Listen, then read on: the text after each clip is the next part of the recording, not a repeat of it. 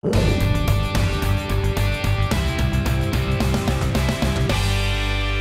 and welcome. What does it mean for a company that's in everything from jet engines to thermostats to go into the digital era? Well, let's find out from the man himself, David Cote, Executive Chairman of Honeywell. Mr. Cote, thank you very much for speaking with us. Nice to be here. So tell us, firstly a layman's question and then maybe not so layman's. What does it mean today for a company like you, which is very ubiquitous, everything from retail products to products that we really don't see, to be in the digital era? Oh, it's going to be huge, and it's because what people would refer to as the Internet of Things or the industrial internet, however you want to talk about it. But we're moving from what historically has been a digital to digital experience, your iPhone interacting with a website or an app, to a digital to physical experience. And that's going to be very different because now you need to have an understanding of the digital side, but you also need to have an understanding of the physical side, the domain knowledge, if you will, and how they interact. Because if you're going to affect what's happening on the physical side digitally, well, you need to understand what actually happens here. That's going to be a big deal for us, and I think it's going to be a big deal for the entire century for industry across the world. It's a big deal for us because, as you pointed out, we make jet engines, turbochargers, chemicals, process technologies for petrochemical and refinery plants. We do all kinds of stuff, control systems. Including stuff you see inside hotel rooms where you adjust the temperature. Yeah, exactly. It's on, all kinds of things, and generally it goes into things that people use. So if you take a look at that and said, okay, based on everything he said they do, and I said, okay, so we have 23,000 engineers. Describe for me the composition. What engineering disciplines are those 23,000 engineers in? You'd most likely say mechanical, electrical, and chemical. The fact is, of our 23,000 engineers, almost half are developing software. It's not mechanical, electrical, or chemical. It's developing the software that's going to interact in those three disciplines. So for us, about 11,500 engineers are already developing software. That's going to become a bigger and bigger component of what we do, and it's going to transform the century. The reason it's going to transform the century is we may be impressed with computing power today, but if you assume that computing power continues to double every 2 years the way it has in the past, some people would say it won't. I don't agree with them. They've been saying that sort of thing for 20 years and it keeps finding a way. So let's assume it doubles every 2 years. 10 years from now, we will have 32 times the computing power we do today. In 20 years, we will have over 1,000 times the computing power we do today. And you start to think about what that could enable, and quite honestly, none of us can even envision where it's going to go. If you have over 1,000 times the computing power we do today, 20 years from now, it's tough to imagine all the things that are possible. But they are coming, and it's going to have a big impact on companies like Honeywell and the entire industrial sector. Right. Can you illustrate for us with one example or one vertical how these 11,500 engineers are actually changing the way either the product interacts with the digital world, your physical product interacts with the digital world, and where do customers or consumers see it, and how do they experience it, or how has that experience changed? It's probably not going to be as exciting an example for you because it's industrial. Sure. But if you think about being in a refinery, there used to be all kinds of edge devices. There still are. There's all kinds of edge devices, sensing things all the way around. Well, what used to have to happen is somebody would kind of go out and record whatever they had learned. You start to get to a point, though, where you can actually put a little piece of software in each of those meters. And now the guy can walk by with a meter and kind of pick it up as he walks along. Well, because there's a little piece of software in there, you can make it a little more powerful as computing power exists and connectivity improves. And now you can actually have the signal sent from that device to the center. And you don't even need that guy to walk around anymore. So somebody can look at the machine in the center and say, okay, here's what needs to be done. With a few more advances of computing power, that person doesn't even need to look at it anymore. It's automatically, the data is automatically accumulated. The machine is analyzing it, determining where there might be a problem, where there might not, or what changes need to occur in the system, and it can do it automatically. You're going to see more and more of that everywhere, whether it's how you control buildings, how you control factories, aircraft, everything is going to be affected by it. Right. So as you talked about the engineers and how their skill sets are changing, in this globalized world, where are you finding and sourcing those skill sets? What's fundamentally changing there? Well, or the less globalized world. It was one of my reasons for coming to India 15 years ago, because we went from about 500 people in India to having over 13,000 today. And one of the reasons that we did it is that the U.S. did not have all the skills that were needed. India did. So I needed to go someplace where we already were driving CMMI level 5 and where there was capability and we were able to get it.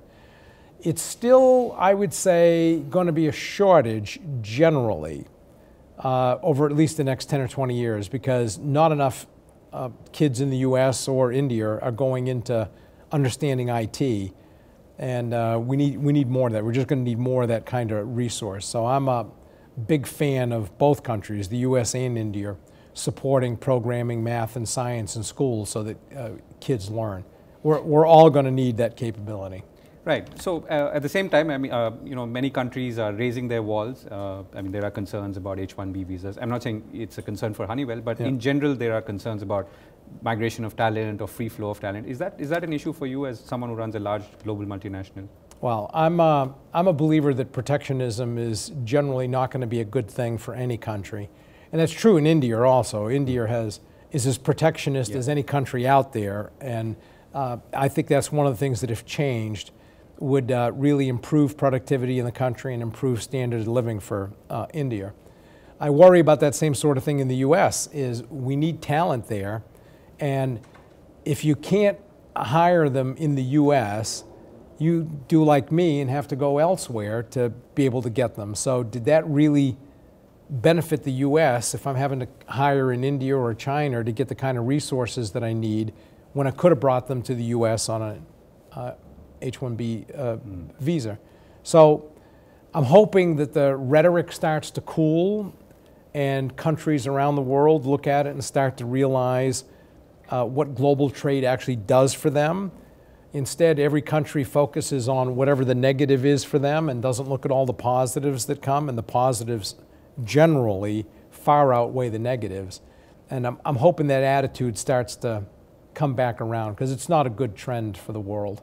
Right. Let me go back to the physical versus digital. So a lot of resources are going into the digital domain, as it were. Does it mean that the number of people who produce physical goods will come down, or are we producing less physical goods? What does that mean for a company like Honeywell? My guess is, because it's a combination of two things, right? One is how much output do you have? And then the second is how many people do you need to generate that output? So you could very well find that because of productivity and that impact of digital, physical goods become half the cost they do today, which means there's going to be a lot more of it. So you could find that 20 years from now, we're using twice of everything that we have. You may be able to need less people per unit, but you still may need more people in order to meet the volume requirement. And I think that's where people fall short a little bit when they think about productivity, is they just assume productivity just means job loss. There is job loss that occurs with productivity, but it is generally more than offset by the fact that people use more or need more than they did before. So my guess is you'll find more employment in manufacturing 20 years from now than you do today, but it's not going to be commensurate with whatever the volume increase is. Right. And how are you viewing very specifically markets like India and China as markets and as sources for skills and resources? China, I would in the near term. Sorry. China has been good for a long time. China is actually our biggest country for sales now outside the US. So it's become very important for us. And they were doing all the things they needed to keep their economy growing. India has just started down that path again. And I'm hopeful that they don't let up on the gas on change, the changes that are still needed. And I tend to look at the 1990s with Manmohan Singh when he was the finance minister and made a number of changes. The economy started to do better, and it was almost like everybody forgot, the government and everybody else forgot, that there was still a lot more change to come. It was like everybody figured, okay, we're done now. Well, PM Modi has been able to come in and make a number of changes and get things going again. Well, if the government and the people start to think, okay, now we're done with change again, things are good, it's going to fall apart just like it did last time. It'll just get this kind of stasis level and won't go any higher. There's a lot of change still required in India, and I'm hopeful that the people and the government will support the PM with all the changes he knows needs to come and that I see him driving. Right, and would that specifically be in manufacturing or oh, it's across the board. Okay. India has the second worst tax system in the world. It's exceeded only by Brazil's, which is worse. And Indian CEOs will say the same thing I will. Protectionism is still rampant in India. Retail is still not unleashed the way that it could be. And retail, aggressive retail, to me, is important to drive productivity throughout a system, because if you have aggressive retail competing for consumers, they put pressure on people like me who produce the products that go into their products. I put pressure on my suppliers, they put pressure on theirs to become more productive throughout the chain. Another big potential development for India, getting broadband across to the entire country. As I understand it, only 75% of the country is covered with strong broadband today.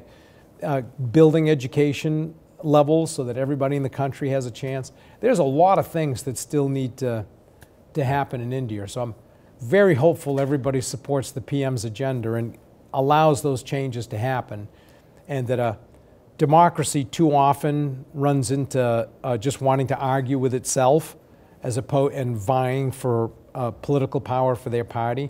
The same is true in the US, by the way. What we need in India is for the parties to work together for the common good. Right. Last question. So prognosis for the year or two ahead, what are you seeing in terms of opportunities as well as challenges that follow from that? In globally, India or no, globally? Globally as a company. Yeah, barring some geopolitical crisis of some kind, I actually think things are good for the next 3, maybe 5 years. And it's because you look at consumer balance sheets, they're in the US and elsewhere, they're in good shape. Industrial balance sheets or company balance sheets are good. Bank balance sheets are good. Capacity utilization is still low. So I actually I don't see anything that causes a problem. Now, sometimes some of us worry that because we can't see a potential problem, that's even worse because it's going to hit even harder. But I don't see anything that puts a crisis on the horizon right yet. And as bad as the last crisis was, we never really had a recovery. Other than 2010, it wasn't a big recovery. So I think this can go on, this global recovery can go on much longer, at least 3 to 5 years, assuming there's no geopolitical crisis of some kind. Right, that's a good note to end on. Thank you very much for speaking with us, Mr. Cote. Nice to meet you.